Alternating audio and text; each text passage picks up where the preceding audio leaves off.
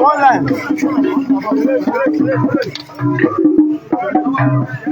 Yes, this is the KG Festival.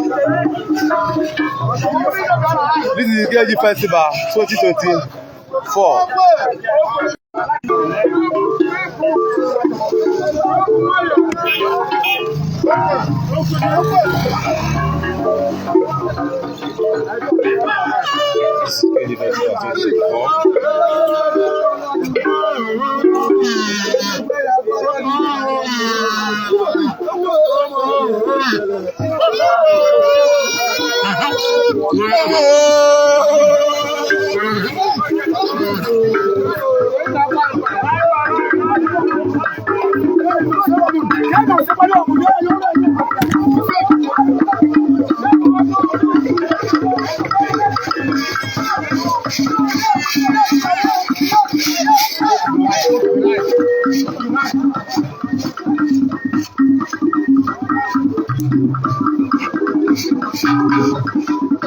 Yeah, this is coming live to you from Ndiowo town, and it is KG Festival 2024.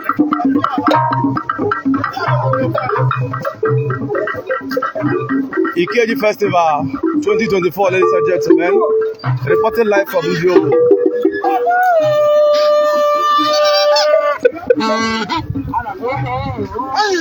Iwo.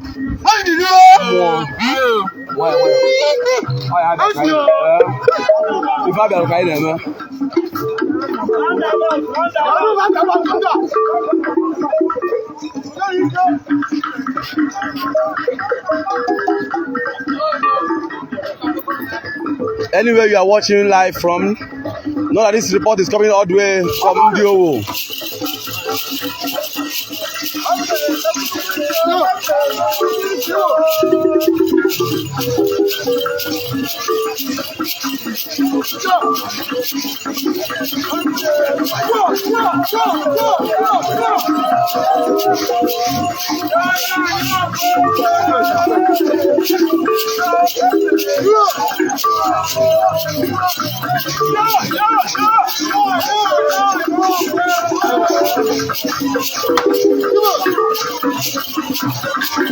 The KG Festival, ladies and gentlemen.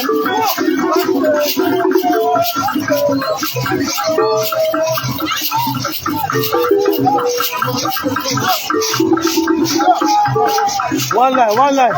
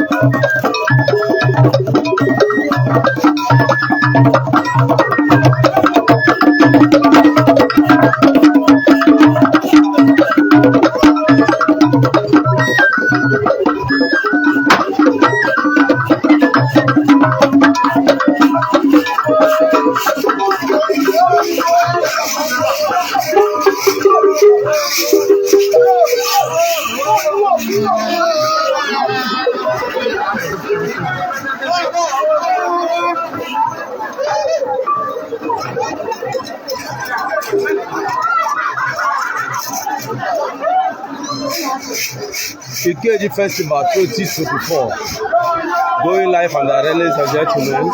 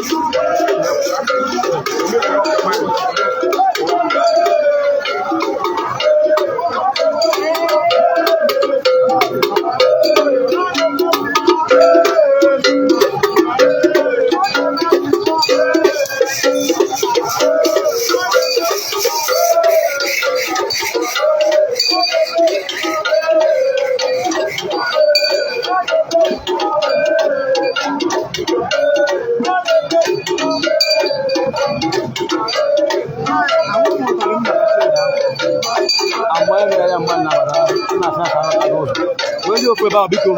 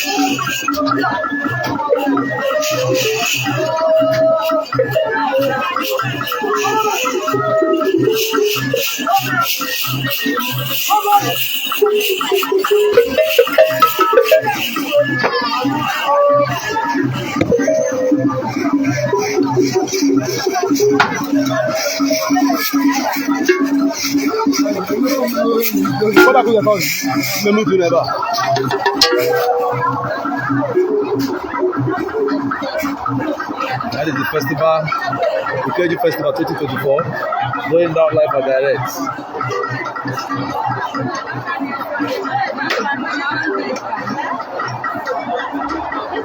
That's the new Ore market for you.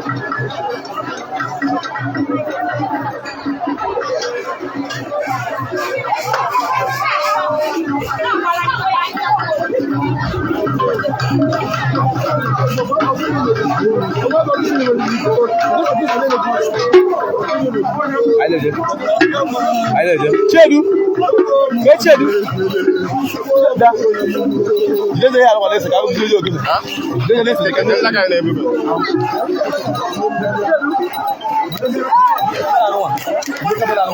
Yeah, I like to do very well. Let's not get in here. Just that ever. Eh, my dear. Daddy who?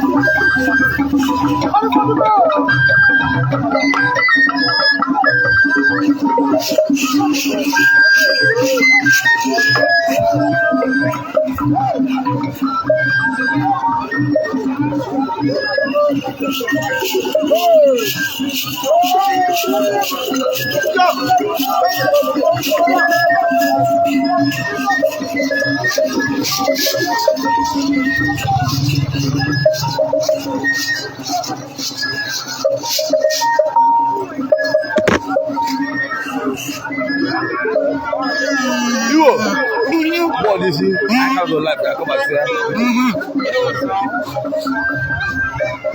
I see the play the festival. So this is before it's live.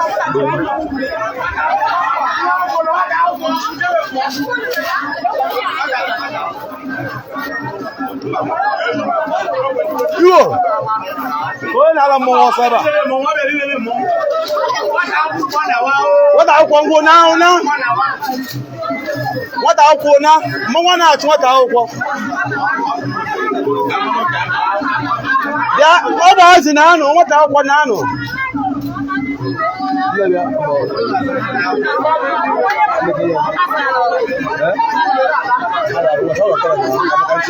I'm busy now. I think I'm going to now. You know, I'm going to make it. I don't know how to stop me like this.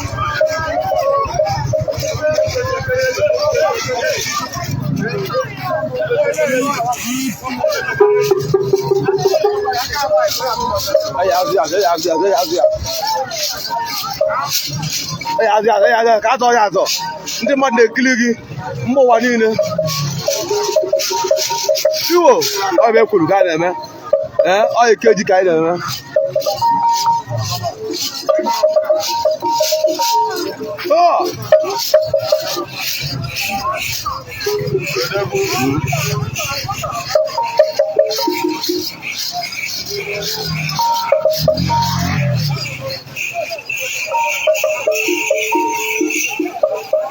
Yo, more. What do you?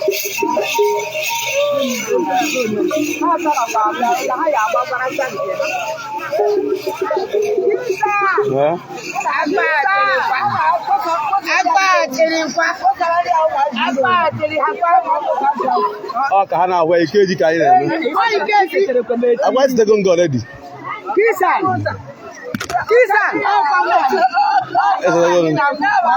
Ibu pozo, ile ku kale ku. How well however. Mana ko duwe. O ko jame ko ba li be jame.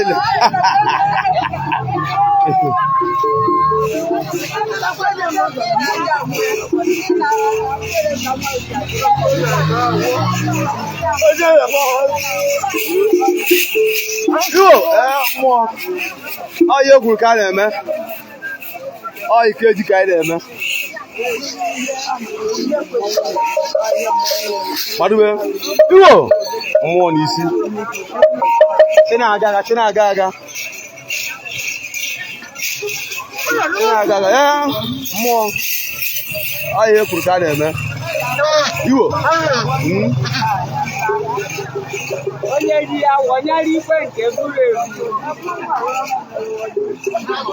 Yes, this is the town market. Ebe anyị gbakọrọ n'ụbọchị taa. Inweta ozi a na-atọsara anyị, please click on the share button. N'olu ndị oyibo.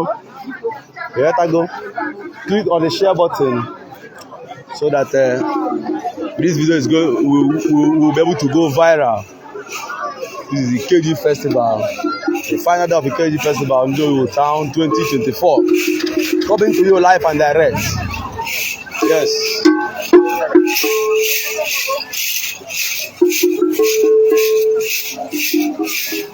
Oh, here people are watching all over the world.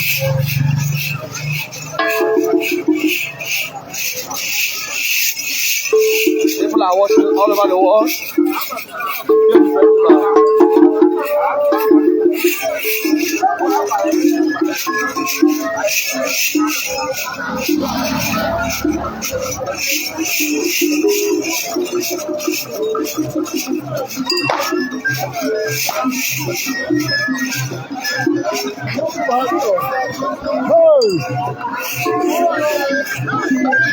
See, everywhere is filled up. People are everywhere.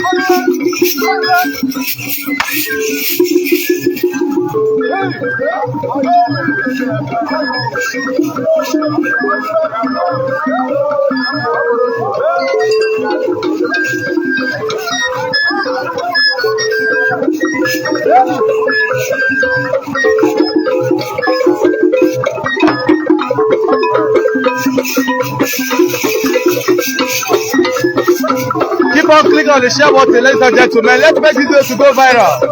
It is all about the Ndowo KG Festival 2024. Reporting live from Ndowo Town.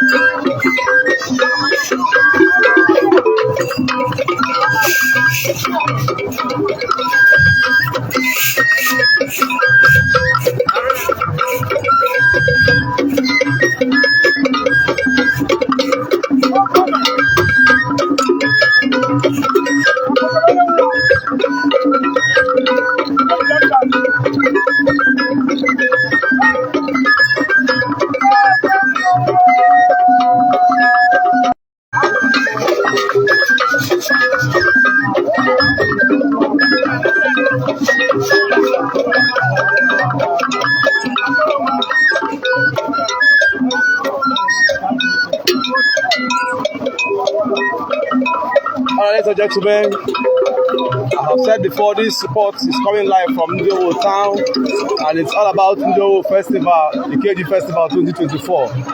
We are bringing it live to you from the doorstep. Don't forget, I'm still go by the name International Celebrity MC Hamzy, your favorite on MIC, reporting live. Okay? Don't forget to click on the share button to make sure you share this live video. Let's make it go viral. Okay? We are still going. Iwo, more this. You can see it.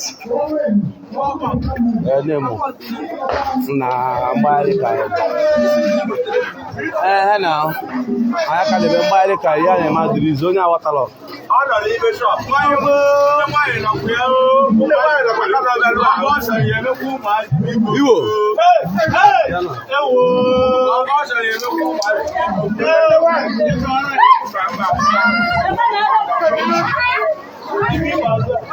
Iwo. Iwo, more this. I know internet. I bet a guy doing well for Biko.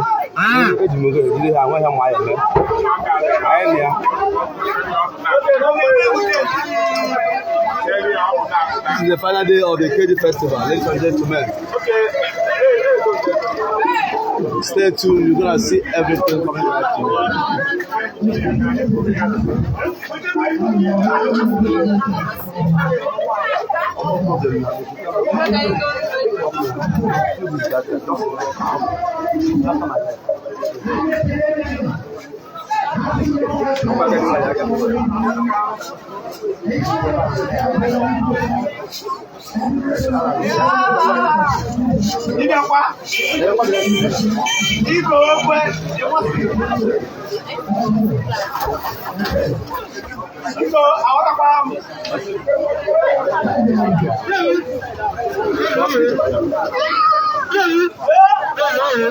Ya me kwa momo na he ti momo na o oye mo polo kunyaza momo na ti oye polo kunyaza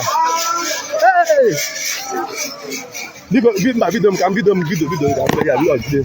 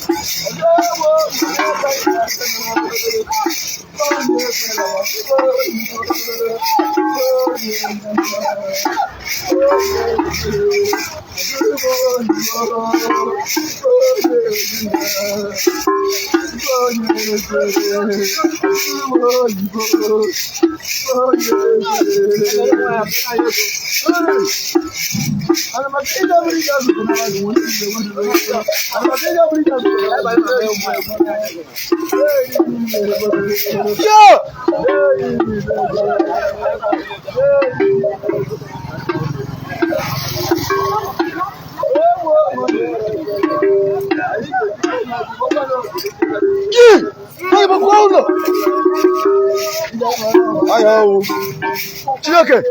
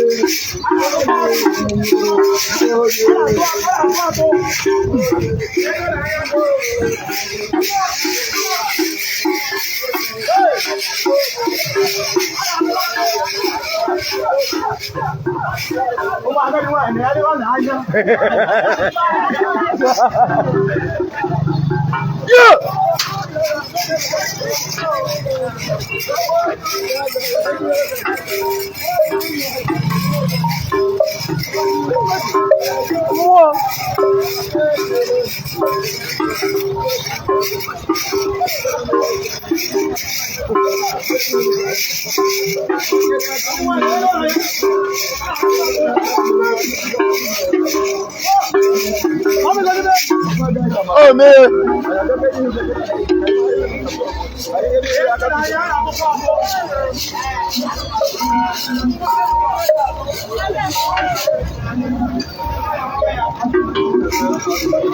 Má ṣe dúpẹ́.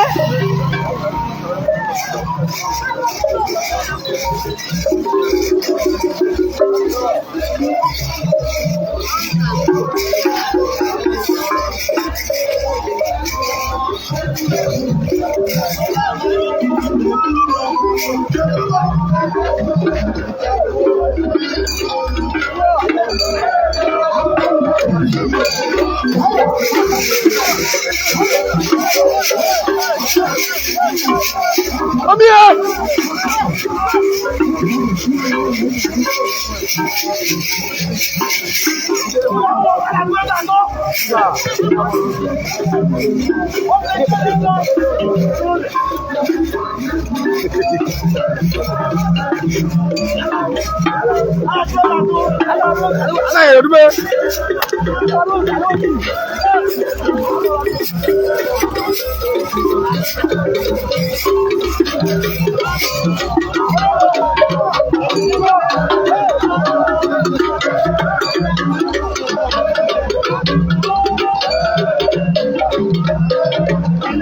Our billions.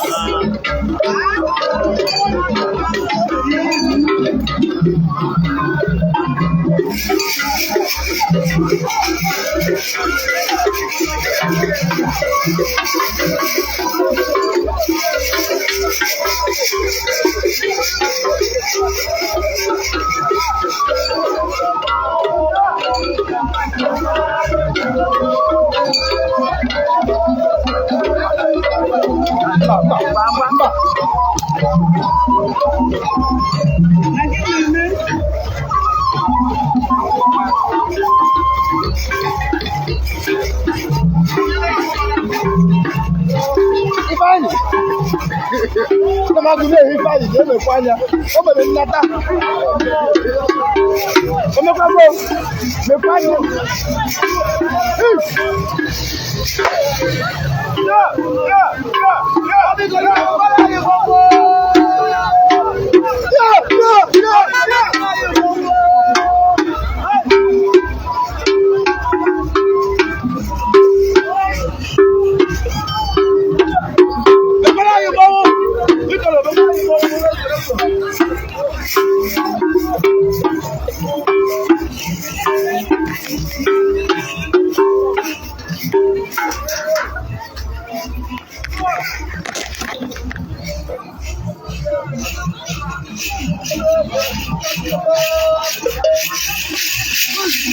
Iwo, ayo kukale me, mbali na awo. Yes, ana awa muta nwa tawo ose. Ona ndo wu ko la fi ayo na azu azu. Oye ti owo yan ori a. Ayo dago. I never life and direct. This is how the beginning.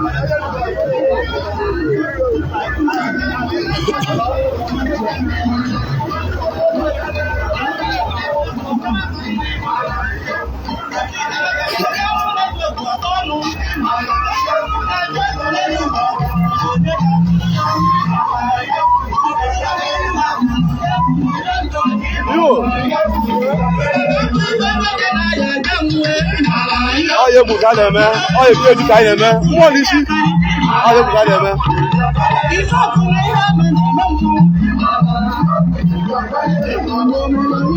Alaji my man, wait, I alive. Wait.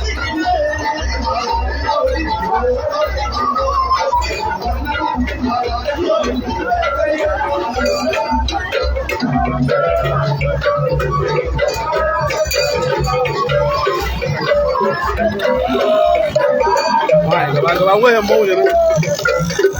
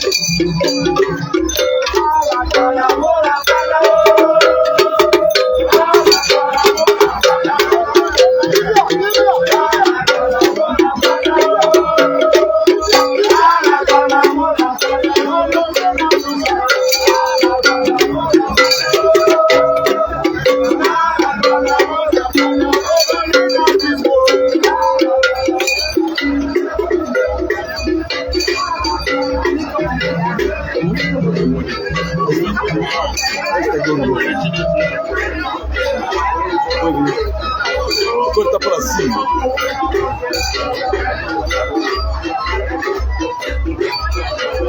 Uma alhaji. Olha as ilhas. Uma alhaji.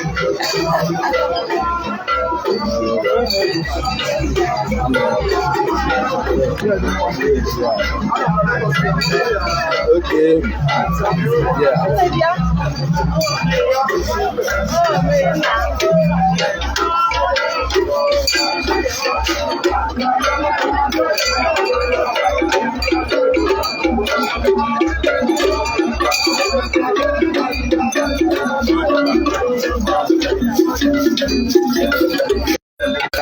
Em chay ba chọn mua tao thế nào?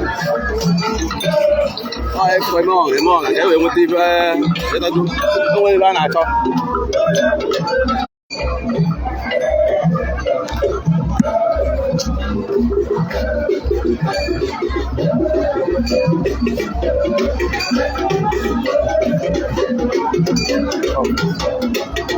Come now, all right.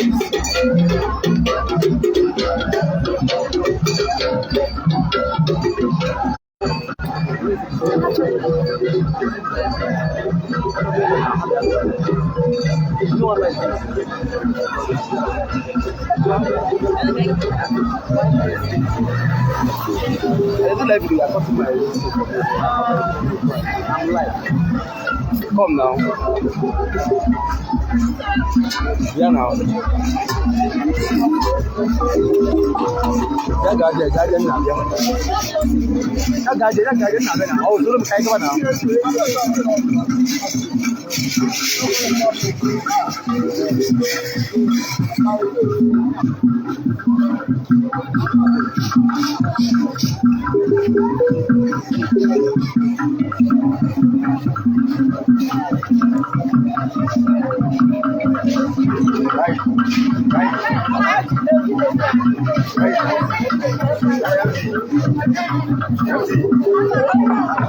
Your suya don ready.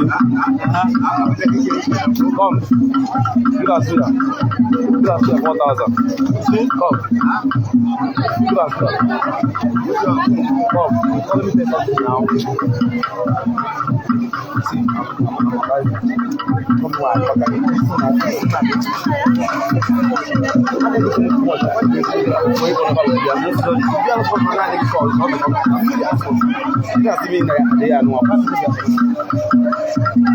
This is life.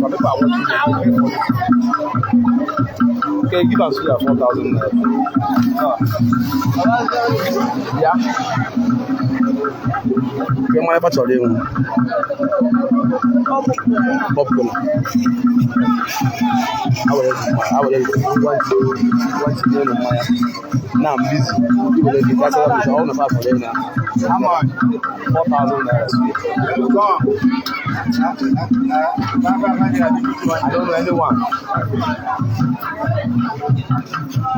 Oh, God, listen, I can't go here. I can't go here.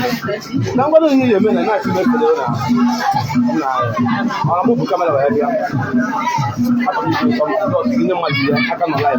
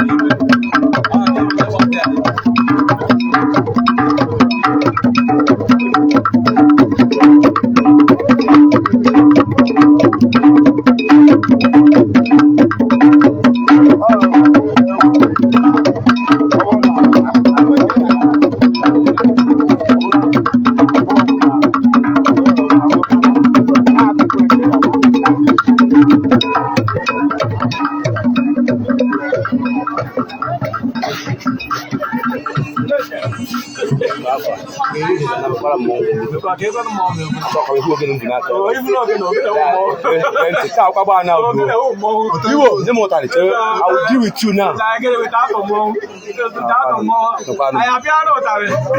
going to say, I'm going to hit some member. Why I can go there? Because I can tell Mona and go there because you go if one offline now. You don't know what you're going to like. Why don't I go out? You forgot I got to let me tell you, I'm going to hang you.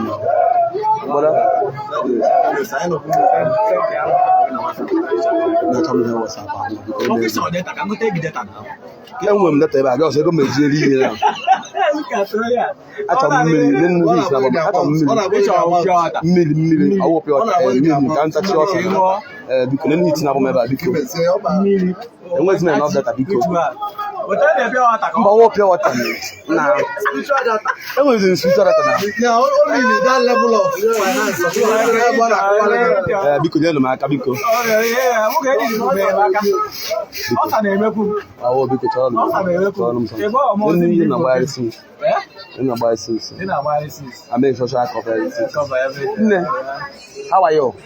You are in Nigeria. Oh, yeah, China. Hey, China, when?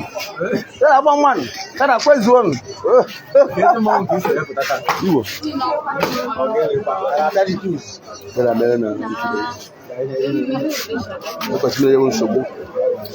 But I'm support you. I'm not buying it. This does make money. All the way from Abuja.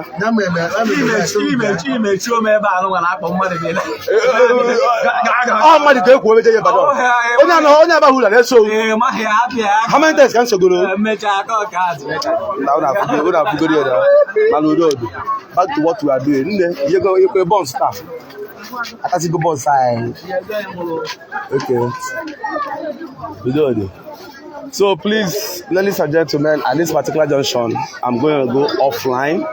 Okay? I'm going to go offline. You can feel free to show me some love. It's not easy. at least can we go to data? Let me use and buy data back. It's not easy at all, you know. For special requests, some people want this video in their phone, direct on their WhatsApp. You can contact me directly. I will produce that. I'll make sure I feed you with the video. Okay? EKG Festival 2024. Show the video. You can get live and direct.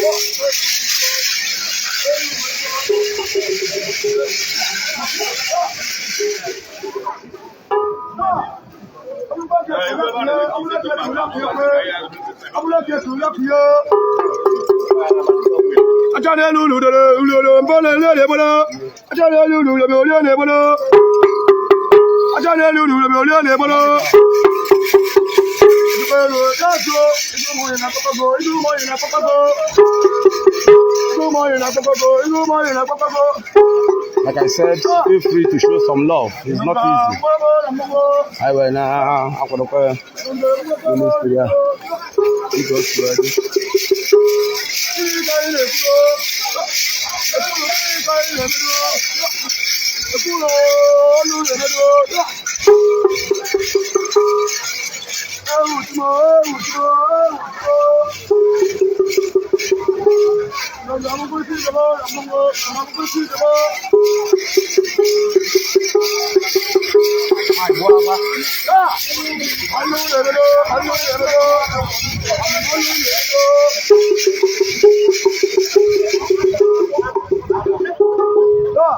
go auto motors are going to be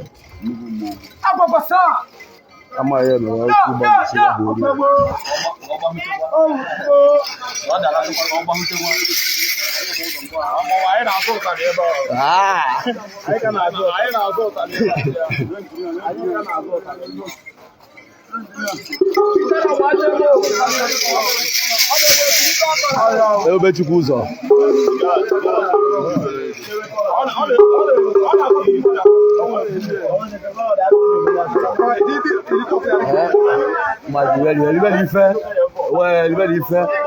I go by the size of your mouth. Size of your mouth. I give you wow. I really fair. Yes, man, I entering the money to yellow.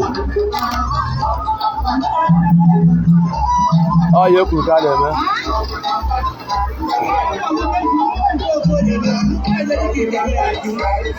I'll just the microphone. What are not?